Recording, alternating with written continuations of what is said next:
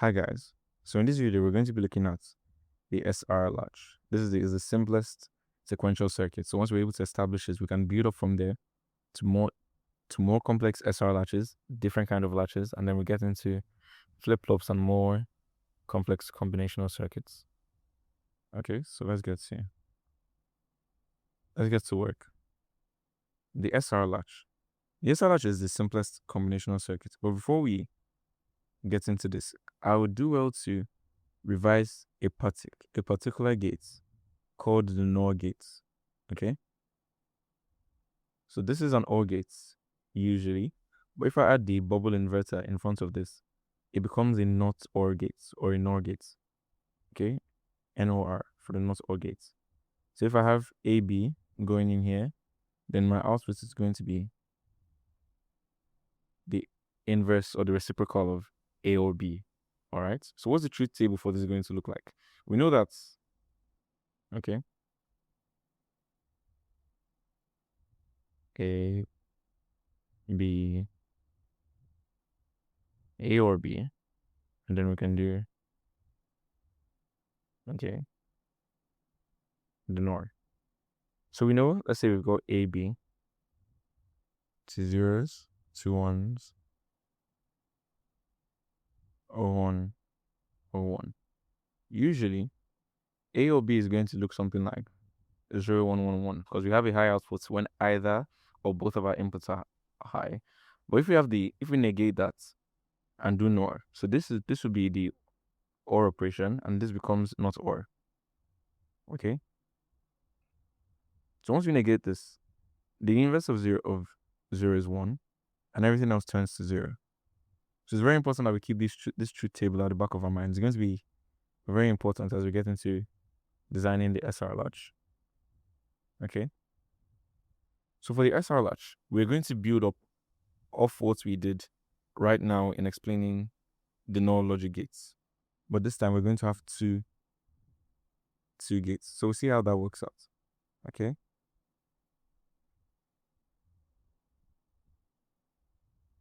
And our output.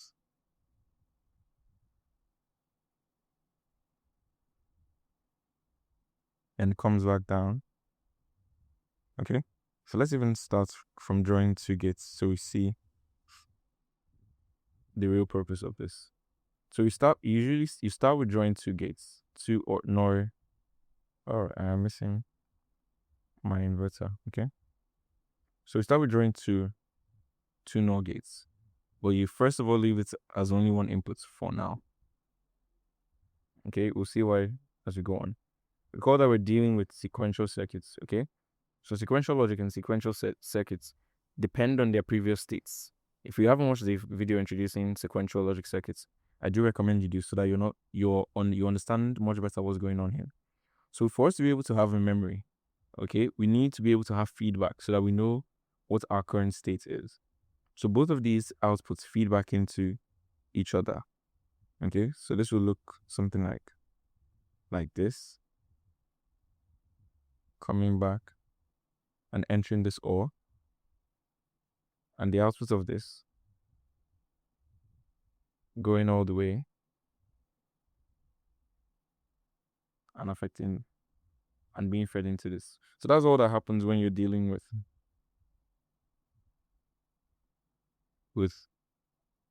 SR latch. Okay, using the NOR configuration. So let's call this resets, sets,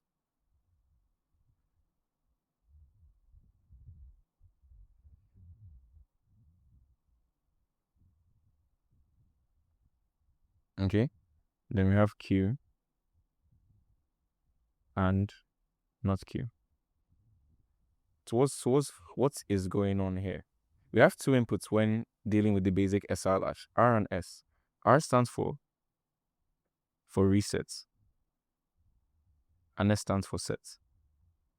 So the way this works is that usually Q is our major focus, is our output, and not Q is just the reverse of that. So this is our output Q.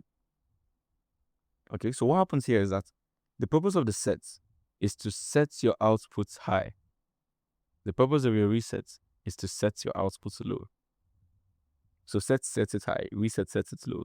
So it's sort of like you have something on a screen.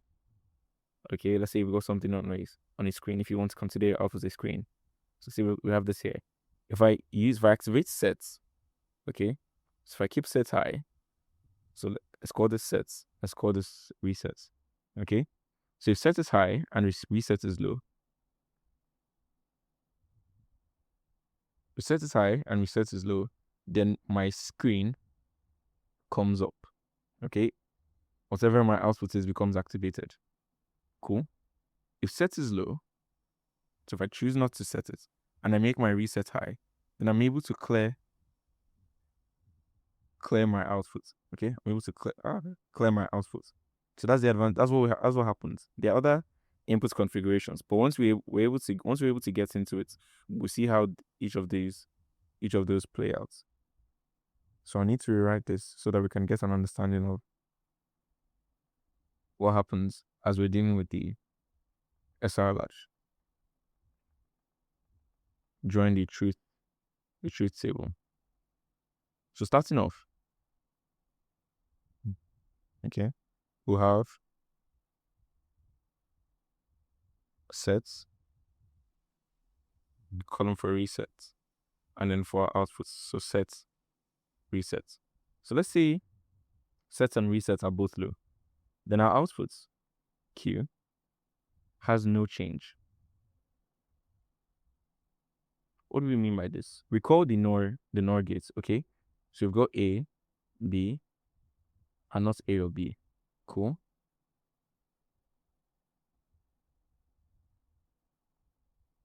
So this becomes 1, 0, 0, 0. So let's see what happens. Let's say our output is initially on. Recall we're dealing in sequential circuits, so we're always going to have an input that's going to determine the next output. We're always going to have a state that's going to determine the next states. Okay. So let's say the current outputs at the time Tn. Okay, so how this works is that you have Tn, then you usually go to Tn plus 1, and you could go to Tn plus 2. So it's kind of a way to show you, hey, this is the state we're in now. This is the next state we're going to be if we do so and such a thing. This is the next state we're going to be if we do so and so. Okay, so this is just the n and n plus 1 notation is a way to wrap our heads around the whole state shenanigans. So let's say our previous output was 0.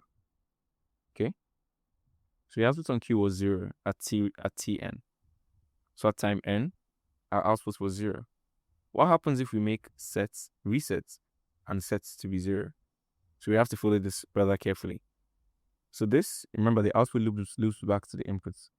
Okay, so this becomes 0 comes here, and then we have 0 not OR with 0.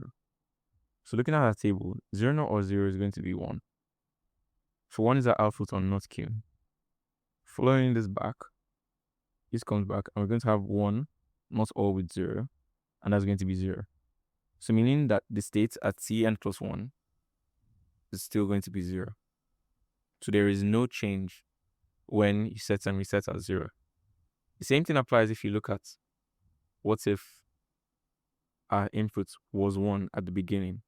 Okay, so let's say at time n, our input was 1, was high. Okay, so that means this is high. Remember, the output loops back to the first NOR. So we can call this NOR 1 and NOR 2. Okay, so the output of NOR 2 loops back to the input of NOR 1. So we have 1, NOR 0. Cool. So we get to look at it. What's the output of, what is 1 NOR 0? So that's 0. So 0 is the output of gates. Okay, let's call this gates 2 since it's higher up. Yeah. So gates 2 and gate 1. So 0 is the output of NOR 2 and loops back and becomes the input with gate 1, and 0 NOR 0 is 1. So you can see that nothing changes when you apply, given that sets and resets are 0. Okay. So when doing this, you have to be very careful with the gates you're doing, okay? As you're following the feedback, make sure you really have the NOR I advise you really have this so as to not do it in your mind and get mixed up. But now we're able to show that having 0 and 0 on both sets and resets do not change our output, whether it was 0 before or 1 before. So we're now going to look at what happens if we decide to set our outputs. Okay, so this is a really fun process as long as you're careful with it, and yeah, you just have to be careful and be explicit. So let's say we have set on 1 and reset at 0. So even without looking at our gates and performing any binary analysis, we can think of, since I'm setting my set high and I'm doing nothing about my reset, then I expect to change my output to 1. So if my output was formerly 0, it should change to 1. If my output was 1, it should change to 0. So that's the hypothesis. Let's sort of test it out. So recall we're keeping our sets as 1. Okay, and our reset is 0. So what's going to happen here? Let's say previously our output was 0. What's going to happen if I turn on my sets? So our output being 0 loops back and becomes the input of gate 2. Okay, so let's write this a bit more clearly. So this is 1 nor 0. So 1 nor 0 is 0. So that's our output on not Q. Not Q loops back. So 0 not or 0 is going to be 1. So 0 changes to a 1. Do you see what happens? So previously at time t subscript n, our output was 0. But tn plus 1, okay, our output becomes 1. The whole thing with n and n plus 1 is just, like I said, it's just a way to keep track of time. So if we started this operation at, let's say, at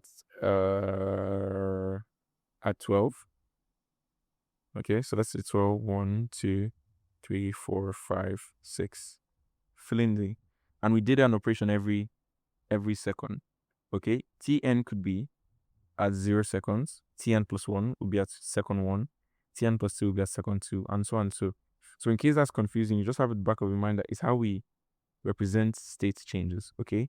Represent new times where things happened. So we can see that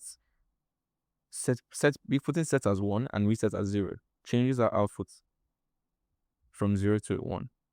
So let's follow this through and see what will happen if our output was initially 1.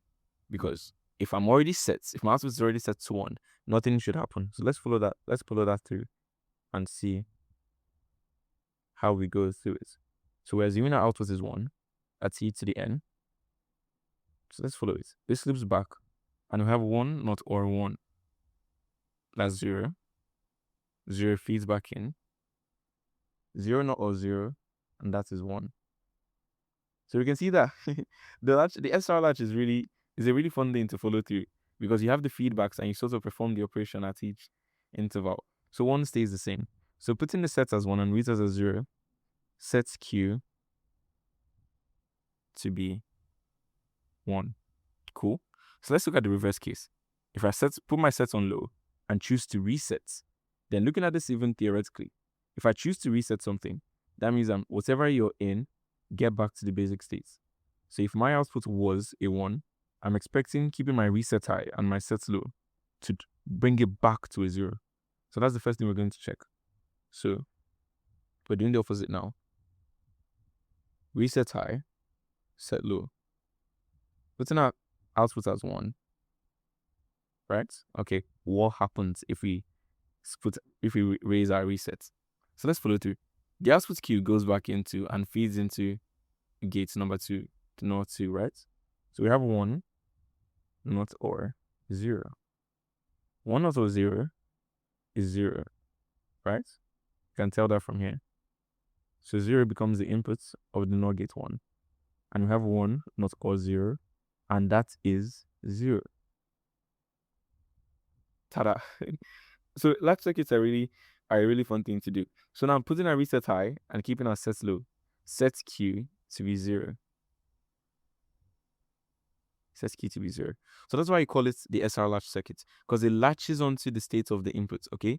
If we leave it as low, it latches onto whatever it was before and stays that way no matter how much you keep, how much time goes forward. no matter how much you keep increasing the time. Okay, so now for those of us that are familiar with truth tables, we may now begin to ask ourselves, so what happens when you have your set and reset both high? What happens if I choose to simultaneously set and reset my circuit? What's going to happen? Is everything going to blow? So we're going to show why the set and reset input combination of both of them being high is a forbidden input. Okay, I'm going to show you why in just a moment. So the reason this is forbidden, okay, you know what? Let's show why it is forbidden. So assuming we want to keep our set and reset high. Okay, so this was formerly 0. We made this high. Okay, so high set and reset are both high. So let's say we're starting with a high on our output Q. We call 1 feeds back into 1. 1 not or 1 is 0. 0 feeding back into R. 1 not or 0 is going to be 0. So recall that for the condition set equals 1, R equals 1, given the initial condition 1 changes to 0. Okay, so keep that at the back of your mind. We have to check the opposite. What happens if, because for it to be consistent, same thing has to apply for both cases of your previous states. All right, so let's see what happens when our output was previously 0. So granted we had 0. Okay, 0 feeds back into the NOR gate. 0 not or 1 is 0. 0 comes back. 0 not or 1 is going to be 0. Okay, so you can see for set is 1 and reset equals 1. 0 stays as 0, which may look cool, right? But you now come to realize that not Q is 0 and Q is also 0. And this is absolutely not permitted in binary logic. There's no way that you can have A being equal to not A. It is never allowed. It's a big no-no. So this particular input of both sets and resets being high allows for that to happen. Makes it create a situation where that is possible. And following from the laws of binary logic, binary mathematics, binary principles, we do not allow that to happen. So that's why we classify 1 and 1 being high as forbidden inputs. Okay, so regardless, we're able to understand C and understand the SR latch, the simple SR latch circuit is the simplest sequential circuit. You have an output, feeds back into your inputs, depends on the previous states. So it's a really nice way to get into sequential logic. In the next video, we'll look at gated SR latches to see how do I control when this changes. Okay, if something always happens when I change something, how do I put a sort of control mechanism to change it, to make it change when I want it to change? So from there we get down to flip-flops, clocks, explain concepts as we get better and better in digital electronics fundamentals. Thanks for watching, and I will see you in the next video.